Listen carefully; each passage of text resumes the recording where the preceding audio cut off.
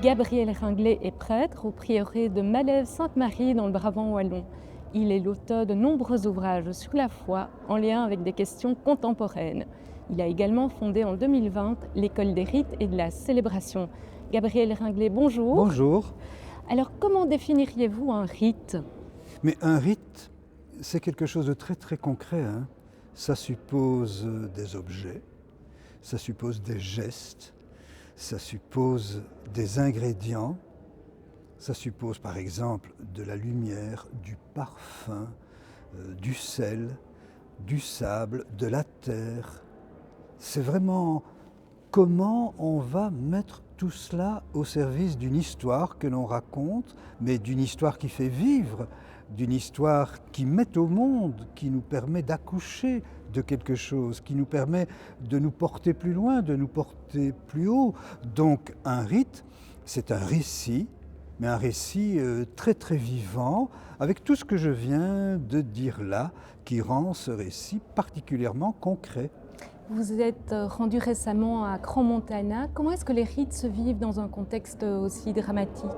Mais c'est absolument terrible, hein. Ces pasteurs, 60 pasteurs avec qui j'ai travaillé pendant 48 heures sur comment célébrer face à un drame aussi épouvantable, me racontaient qu'ils étaient tantôt dans des lycées, des collèges, dans leurs paroisses, en hôpital, en montagne, avec des jeunes presque toujours, hein, des jeunes de 20 ans, dont plusieurs avaient disparu, dont d'autres étaient gravement brûlés, et qui devaient, dans ce contexte-là, avoir une parole, poser des gestes. Or, c'était indispensable. Ils m'ont dit que même maintenant, dans toute la Suisse, ça continuait. Même maintenant, des semaines après, on a encore envie de poser des rites, d'avoir des gestes, et que les familles y sont massivement présentes. Ce qui est bien la preuve que dans la joie, parce que c'est aussi dans la joie, hein, comme dans la peine la plus atroce, le rite, il est très important qu'il soit au rendez-vous, parce qu'il est un chemin qui va nous permettre de traverser et peut-être de nous remettre en route. Le rite ne va pas faire de miracle. Ces familles qui ont perdu un enfant ne vont pas le retrouver comme ça physiquement, ils vont le retrouver par un autre chemin. Ils ne vont pas guérir de manière automatique ceux qui sont brûlés, mais ils sont en demande de rythme, disaient ces pasteurs. Il y avait des personnes blessées qui voulaient absolument être là au moment de la célébration.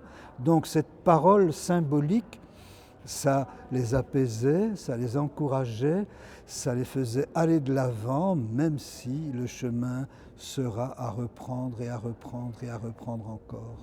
Et le fait de célébrer avec 60 autres pasteurs, hein, vous le disiez, est-ce que ça montre que le rite est universel?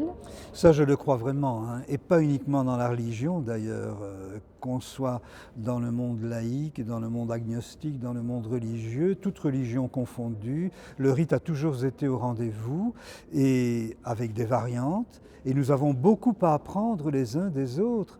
Ces pasteurs me disaient, dans notre tradition, très centrée sur la prédication, il y a trop peu de gestes, il y a trop peu de rites, on se sert trop peu de nos mains.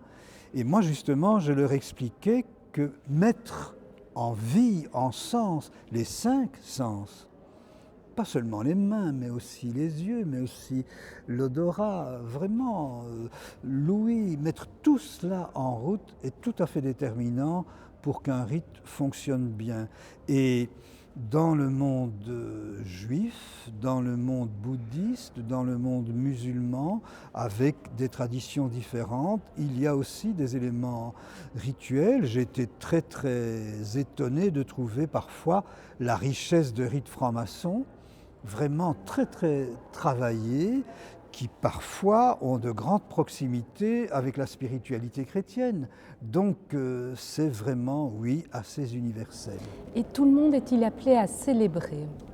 Moi, ma conviction, c'est que beaucoup plus de gens, en tout cas, pourraient et même peut-être devraient le faire. Je ne veux pas du tout que mes confrères et moi-même, nous n'ayons plus de travail, hein, mais je pense que devant la situation actuelle, l'urgence des rites et de la multiplication des rites il est très très heureux qu'il y ait un appel.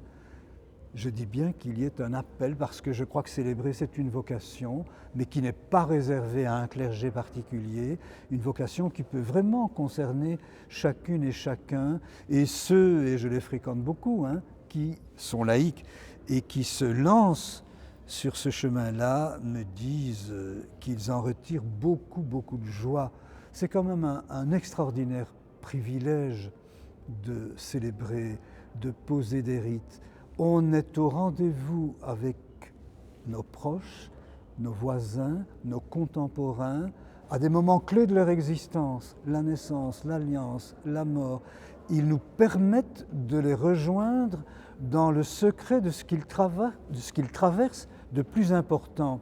Mais quel privilège que d'être en première ligne les témoins de ce que nos contemporains vivent de plus essentiel finalement. Et justement, comment est-ce que les rites sans Dieu ne risquent pas d'être trop autocentrés ?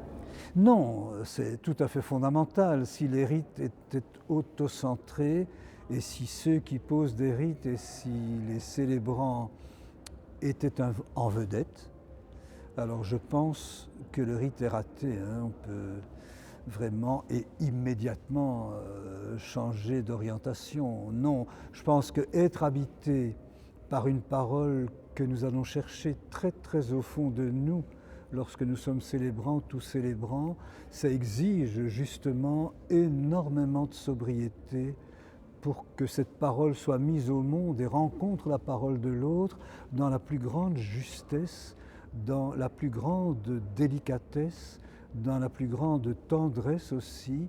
Et donc, par définition, le rite doit échapper au spectacle. Ça ne veut pas dire qu'il ne peut pas être accompagné par des artistes. Moi, je fais ça tout le temps, par des musiciens, par des comédiens, par des gens qui vont aussi, dans la célébration, poser des gestes qui relèvent de la culture, mais c'est autre chose, ça. C'est aussi dans la grande sobriété. C'est le mot sobriété qui, moi, m'habiterait lorsque je parle du rite pour éviter le risque réel que vous avez soulevé là. Si je vous entends bien, la difficulté majeure, c'est de faire le lien entre une individualisation et en même temps conserver un caractère intelligible pour la collectivité. C'est très vrai.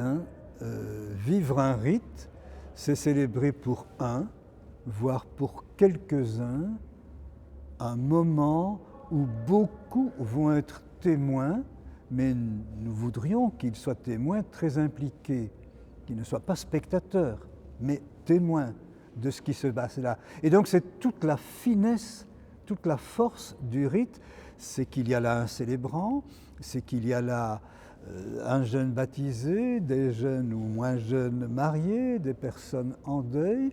On célèbre d'abord pour elles, pour eux, mais il y a là des amis, des proches qui accompagnent, et il faut aussi qu'ils soient rencontrés dans leur propre histoire.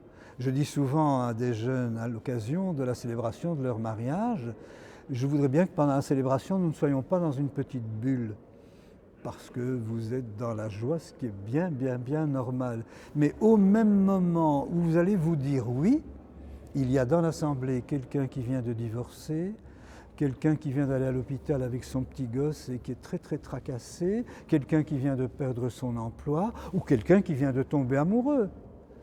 Comment est-ce que votre parole à vous, votre parole sacramentelle dans l'échange de vos alliances et de vos paroles, comment allez-vous inclure toutes ces paroles de l'assemblée? C'est cela, toute la finesse, toute la construction, toute l'imagination, je trouve, d'une célébration. Eh bien, Gabriel Ringlet, merci de nous avoir rejoints sur le plateau aujourd'hui à Rives-Espérance. C'est une grande joie pour moi. Belle suite. Merci.